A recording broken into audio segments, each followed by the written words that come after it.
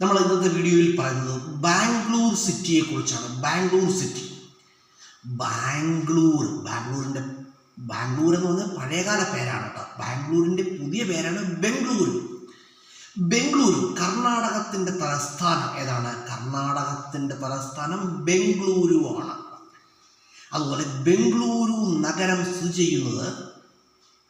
ചെയ്യുന്നത് കാവേരി നദിയുടെ തീരത്താണ്. കാവേരി നദിയുടെ തീരത്താണ് ബംഗളൂരു നഗരം സ്ഥിതി ചെയ്യുന്നത്.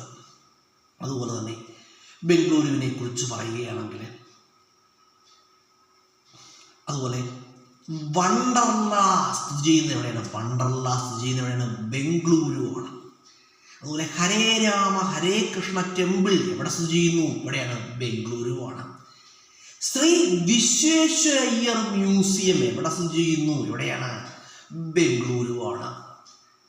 അതുപോലെ തന്നെ ലാൽബാഗ് ഗാർഡൻ എവിടെയാണ്? ലാൽബാഗ് ഗാർഡൻ എവിടെ സ്ഥിതി ചെയ്യുന്നു? ബംഗളൂരു. അതുപോലെ ബംഗളൂരു അറിയപ്പെടുന്നത് എങ്ങനെയാണ്? ഇന്ത്യയുടെ പൂന്തോട്ട നഗരം. ഇന്ത്യയുടെ പൂന്തോട്ട നഗരം എന്നറിയപ്പെടുന്നത് ബംഗളൂരു ആണ്. അതുപോലെ തന്നെ ബംഗളൂരുവിനെ കുറിച്ച് പറയുകയാണെങ്കിൽ ISROയുടെ ആസ്ഥാനം അന്തരീക്ഷ ഭവൻ ബംഗളൂരു. അതുപോലെ ബംഗളൂരുവിലെ ഭാഷ ഏതാണ്? ഭാഷ കന്നഡയാണ്. കന്നഡയാണെങ്കിൽ കൂടി ഹിന്ദി നമുക്കറിയാമെങ്കിൽ ലാംഗ്വേജ് പ്രോബ്ലം ബാംഗ്ലൂരിൽ ഉണ്ടാകുന്നതേ അല്ല കേട്ടോ. ഹിന്ദി അറിയാമെന്നുണ്ടെങ്കിൽ പിന്നെ ഇന്ത്യയിലെങ്ങും ലാംഗ്വേജ് പ്രോബ്ലമേ ഇല്ല. ഇന്ത്യയിൽ മാത്രമല്ല ഗൾഫിൽ പോയാൽ പോലും ഹിന്ദി നന്നായിട്ട് അറിയാമെങ്കിൽ ലാംഗ്വേജ് പ്രോബ്ലം ഇല്ല. അതുപോലെ പറയുകയാണെങ്കിൽ കർണാടകത്തിലെ ഭാഷ കന്നഡയാണ്. ഭാഷ കന്നഡ തന്നെയാണ്.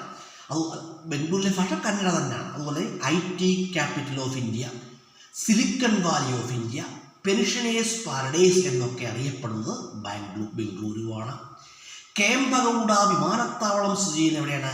ബംഗളൂരുവിലാണ്. നമ്മ മെട്രോ എന്നറിയപ്പെടുന്നത് ബംഗളൂരു